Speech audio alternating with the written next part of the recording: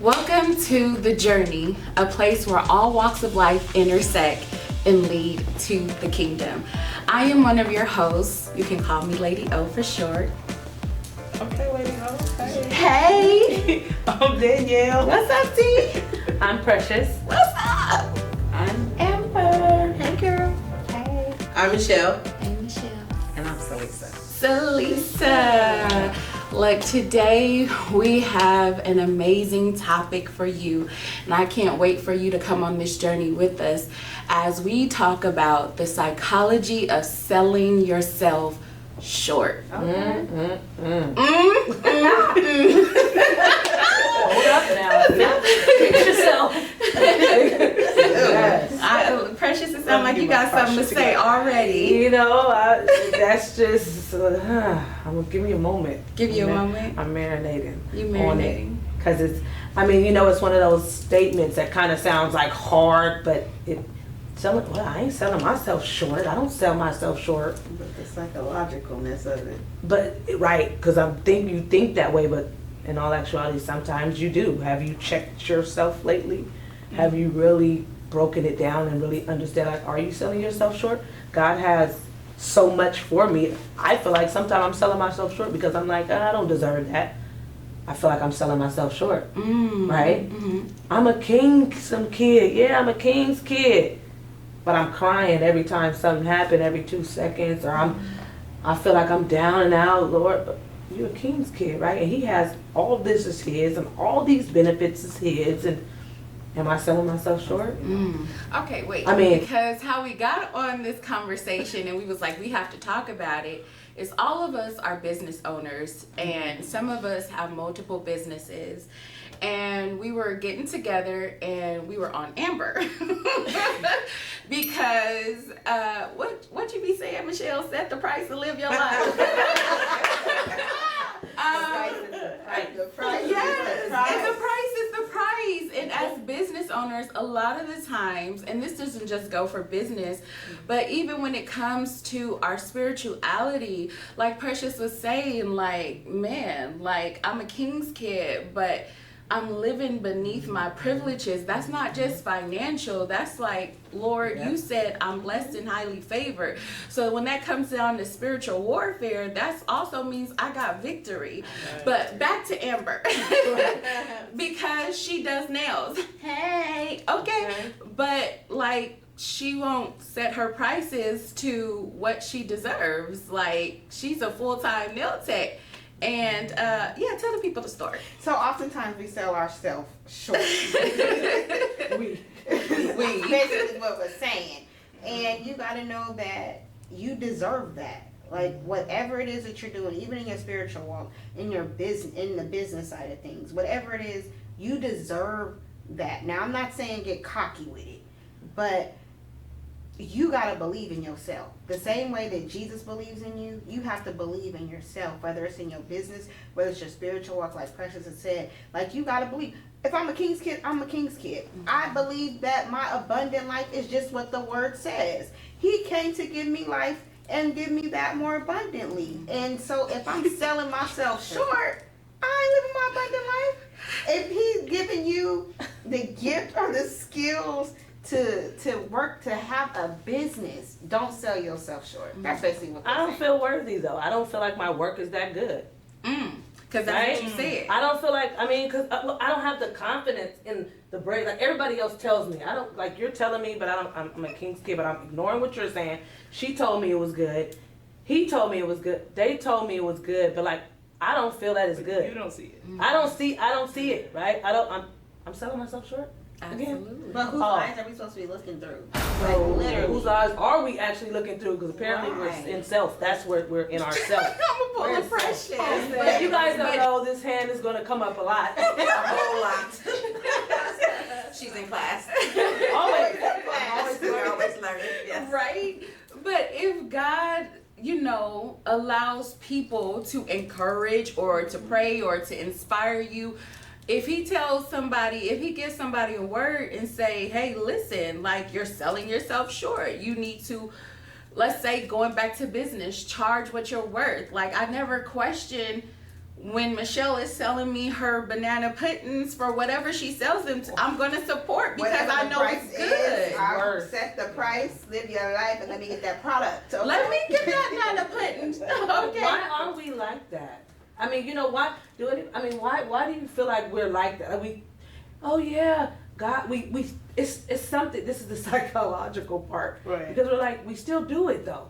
Like, we still do it, no matter what. We can say it, but we still do it. I feel like a lot of times we're harder on ourselves than we have to be. But that's just like how society has made it, right? So a lot of times I think the harder we are on ourselves, it pushes us and challenges us to do better and climb that scale a little bit faster than we have to. Because we actually don't have to move at that pace at all. We're supposed to move at our own pace. We're walking our own path. So we're not in competition with anybody else. How we do it is how we do it, but I think society makes us speed up. We think that, we think that I'm not good because my work doesn't look like hers, or my food doesn't taste like hers, or so we constantly challenge ourselves to want to do better. So we're always saying we're not really doing what But we're we down can on do. God, right? Yeah. Like, I can relate to what you're saying, and I say this, and I think a lot of people do that, but not everybody is going to be transparent and admit it. So, like for me, I do body sculpting, and I know that these, other businesses, they have a storefront. I don't have a storefront. I'm mobile. So for one, that to me that makes a little bit of a difference, and I'm still, I'm still trying to get my feet wet in this business where they've been doing it for a while. So they're actually charging more than double what I charge. And for me, I feel like I'm not good enough. Even though their price is set and it says 1 hour, they're not giving those clients a full hour. They're giving them like 45, 50 minutes. Whereas my hour is truly an hour, if not an hour and 15. Because if I'm working on your stomach, I'm not only gonna work on your stomach, because you're gonna look a little strange having a flat stomach, but you got these handles just hanging open.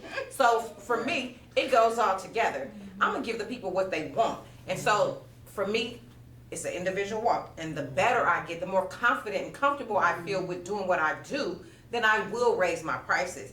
And the goal is for me to be just like Michelle said, set my price and live my life. Because that's the goal. But I think the difference with us too is that we are kingdom kids.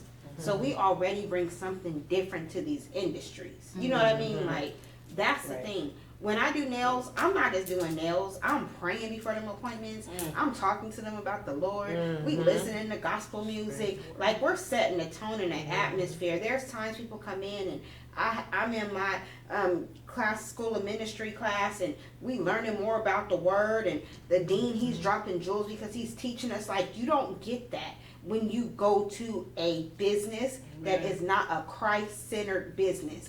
So since we are Christ-centered businesses, I do believe that we shouldn't have to fight with that psychology of selling ourselves short, because for one, we're not depending on us to do it, we're depending on God to do it, right? We're depending on God to set the price, we're depending on God to send the clients, we're depending on God to send the customers, we're depending on God. So when we depend on Him, then we won't fight with that psychology side of it, because it's like, this ain't for me. You said if I keep my mind stayed on you, that this is what you're gonna do.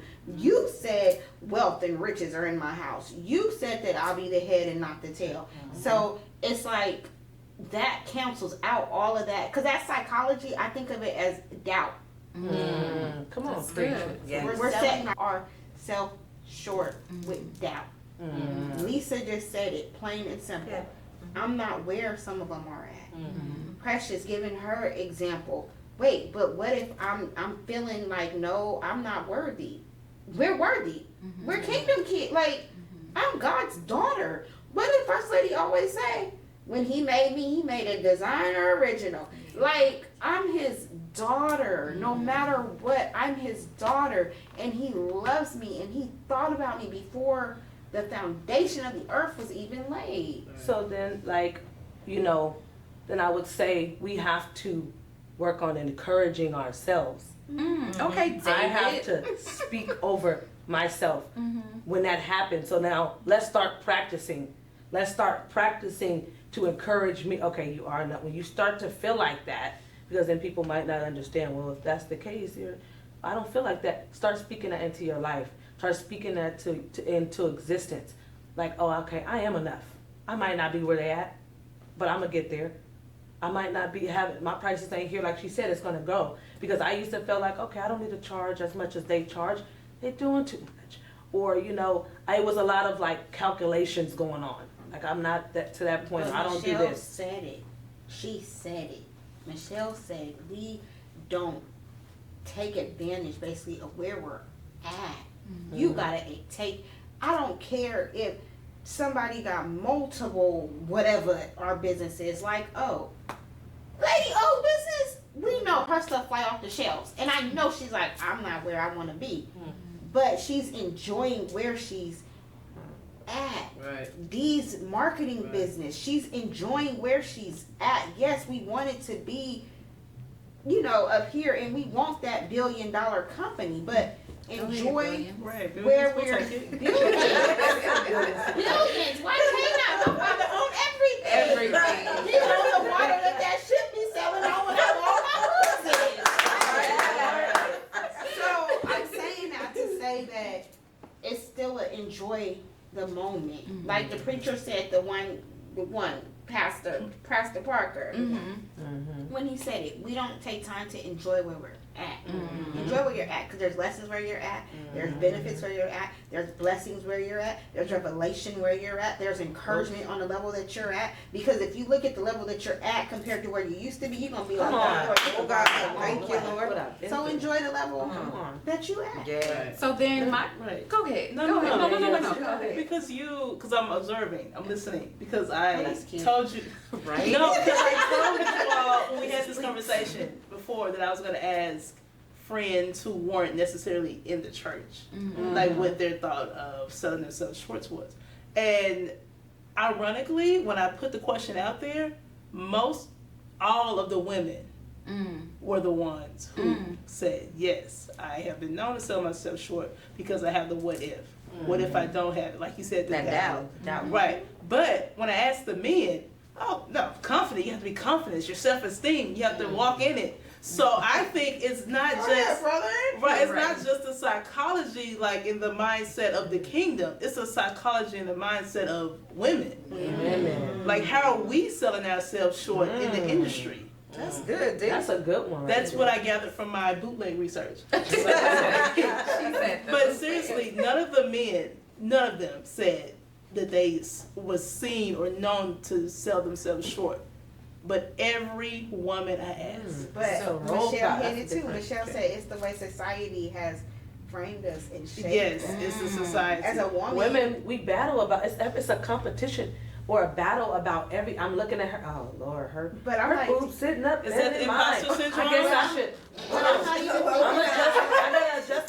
No, just everything. It's like a battle, especially for women though. Men, But no, when I say it's the way that society has shaped us, I'm even going off of the corporate world. Corporately, we know that it's a proven fact that men make more than women. Okay. So I'm not even thinking no more in the, my butt gotta be here and this need to be here and suck this in and I'm not even thinking about that now. I done transferred over to them. Y'all know I'm always on the business hype about some kind of money and some coins and some I'll stay on that. I can't get off of it.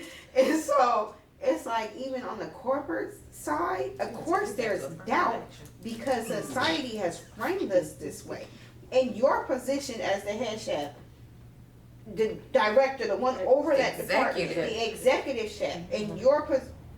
Y'all hear that? That's a plug right there. If y'all need a good catering meal, call your girl. The executive chef. But no, you can go against you and somebody else, a male, your male counterpart, the same exact job, same exact skill set, and they gonna pay him more than they pay you. Hey, you have just listened to another episode of The Journey, the podcast where all walks of life intersect and lead to the kingdom. Thank you so much for tuning in. I do apologize. We had to cut the episode short. However, to make sure you don't miss the next one, if you're on our YouTube channel, go ahead and subscribe and hit those bell notifications. And then any other platform that podcasts are aired, go ahead and follow us. Listen, you don't want to miss it because we intend to bring you value week in and week out. And until next time, you all be blessed.